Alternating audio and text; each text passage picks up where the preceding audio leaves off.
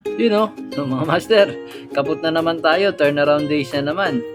Share ko na lang sa inyo yung video ko nung merong bumisita sa akin dito na kapatid natin nung last kilong. So alam nyo ba na dito sa barko na kapag meron kayong mga kamag-anak na malapit dun sa puerto na pinupuntahan namin, pwede nyo silang papasukin. Basta sundin nyo lang yung protocol na sinusunod namin dito sa barko, katulad ng maagang pagre-request at saka ng mga IDs na mga kailangan nila. So tara, share ko sa inyo yung mga video namin mga master. Let's go! Give it to me like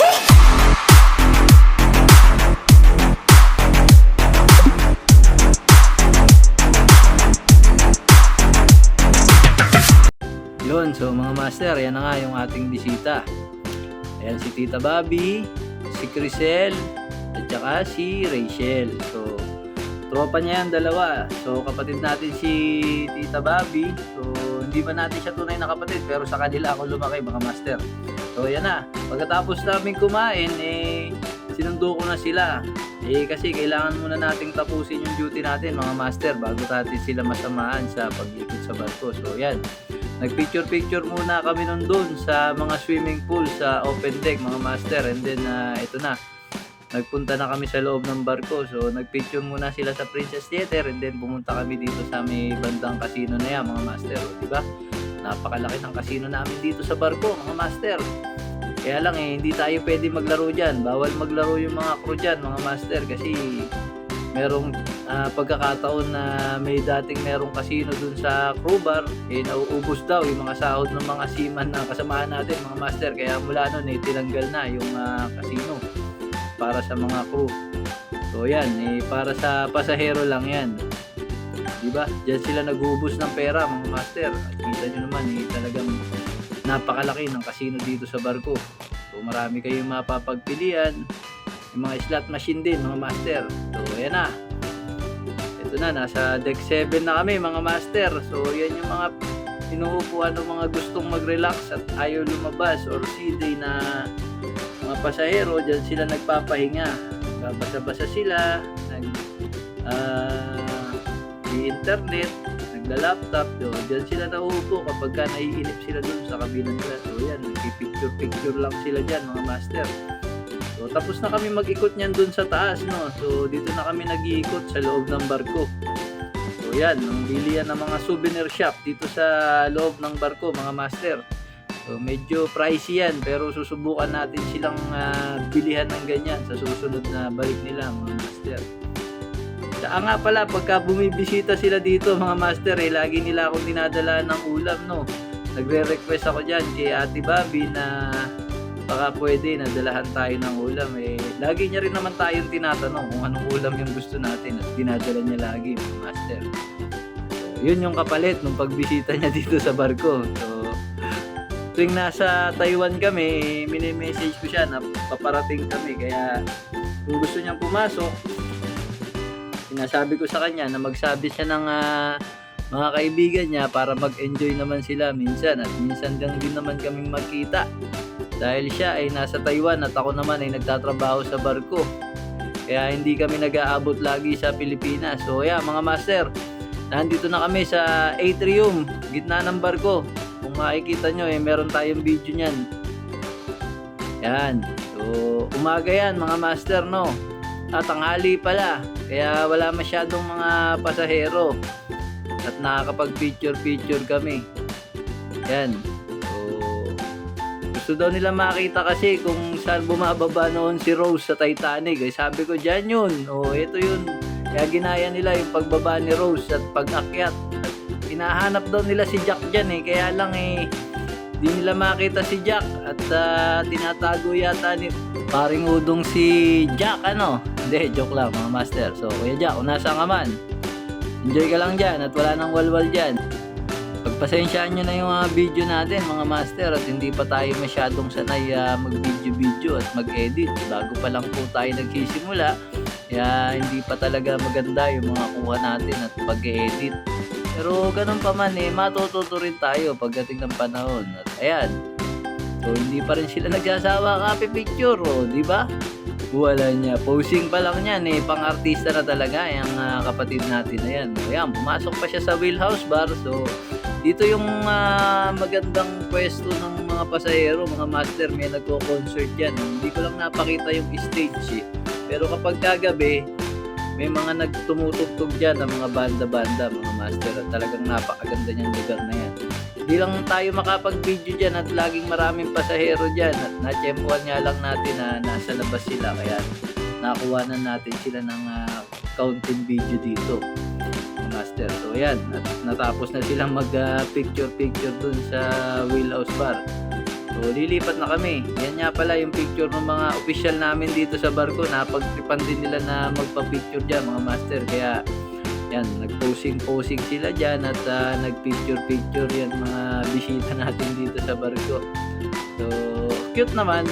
Enjoy naman sila kahit pa paano. So, yan na naman yung atrium, mga master. Kung nakikita nyo yung number 10 na yan, ibig sabihin 10 years na kami dito sa Japan na naglalayag, mga master. Nung una, hindi ko rin yan naiintindihan kung bakit ba merong number 10 yung mga ano namin eh. Yung pala yun, mga master. 10 years na kami dito sa Japan. Mula nung ginawa itong barko na to, nakapaglayag na kami ng 10 taon dito. At saka itong barko namin, mga master, dito din pala ginawa yan sa Japan, ano. So, ayan, papunta na naman tayo sa isa na namang bar, mga master. Ayan. Ito naman ang Explorers Lounge, mga master. Kung mapapansin nyo, napakarami pong bar dito sa barko, mga master, ano. Bakit nga ba? Kasi pumupunta yung mga pasahero natin dito, mga master, sa barko para sila ay talagang mag-happy-happy, yung magubos ng pera, mga master. Kaya kahit saan kayo pumunta dito sa barko, sa sulok, may bar talaga, mga master. So ito pong cruise ship, mga master, maikukumpara nyo po sa parang hotel po na lumulutang. Marami pong entertainment dito. Halos kompleto na po, pati yung mga bar, mga master. Ang kaibahan lang po namin sa hotel, naglalayag po tayo at dumadaong kung saan saang panig ng mga mundo. Pero kung titignan nyo po, parang hotel lang po talaga kami. Sadyang maganda lang talaga at kami ay gumagala. So yun po yung binabayaran ng mga pasahero dito, mga master. Kaya nga maituturing natin yung sarili natin na napakaswerte, mga master.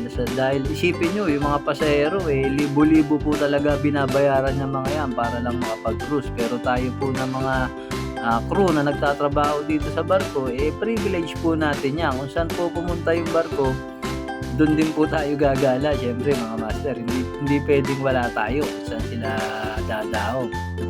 Kaya isa po talaga yan sa napakagandang pribilehiyo naming mga seaman, mga master, ang maglayag at maggala sa iba't ibang panig ng mundo. So yan, hindi pa po natatapos yung paggagala nila, mga master. So yan, at papunta na po tayo sa pinakalikod ng barko, mga master. Yan naman po ang Club Fusion. So ganun din po yan, mga master, parang kaparehas lang din yan ng Wheelhouse Bar. So meron din po dyang stage at may mga nagpe-perform dyan tuwing gabi. So schedule po silang mga nagpe-perform. Isa naman, dyan po ginaganap yung bingo ng mga crew, mga master. Dyan po kami nagbi-bingo. Yan. Pero minsan lang po yun, hindi po lagi. Yan. Pag naisipan lang ni crew welfare na magpa-bingo, yan, kadalasan dito ginaganap yan o kaya sa Princess Theater. Dito po madalas nagtatambay yung mga pasahero natin na mahilig mag-ballroom, mga master. Yan, napakaganda po ng dance floor dyan. Para dun sa mga nagbo-ballroom natin na pasahero, mga master. At yan naman po ay palabas na kami ng open deck, mga master. Sa open deck po, sa deck 7, pagka lumabas kayo dyan, mga master, mapapansin nyo, dyan po yung lugar na pwede kayo maglakad sa gilid ng barko. Yan, tingnan nyo, mga master. Yan, pag lumabas kayo dyan, nasa ilalim tayo ng mga lifeboat, mga master. Pero pwede kayong maglakad dyan, paikot sa gilid ng barko. Mula dito sa starboard, papuntang port side, maiikot niya, mga master. So, pwede kayong gumala-gala dyan. Yung iba po nating mga pasahero, dyan po sila nag-exercise, nagwo-walking sila dyan kapag hindi umuulan, mga master, or maganda yung panahon. Ayan, napakaganda pong maglakad dyan, lalo na kapag nasa tabi po tayo ng puerto, kita-kita nyo po yung kabilaan ng barko. Medyo palabas na sila dyan, mga master, no? So ito yung huling inikutan namin na sa deck 7 kasi medyo kapos na yung oras. So after nyan medyo nagugutom na ulit kami, kaya sabi ko sa kanila, bago kayo lumabas ng barko Ate Bobby, kumain muna tayo para pagka bumiyahe kayo pauwi busog kayo. Kaya niyaya ko ulit sila dun sa taas mga master. So ayan, nagkain na ulit kami dyan mga master. Totally unlimited naman yung pagkain natin dito sa barko. Tapos konting kwentuhan.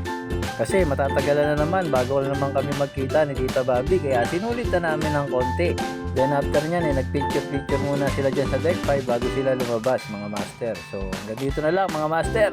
Mabuhay kayo hanggat gusto nyo. Ciao! Give it to me like.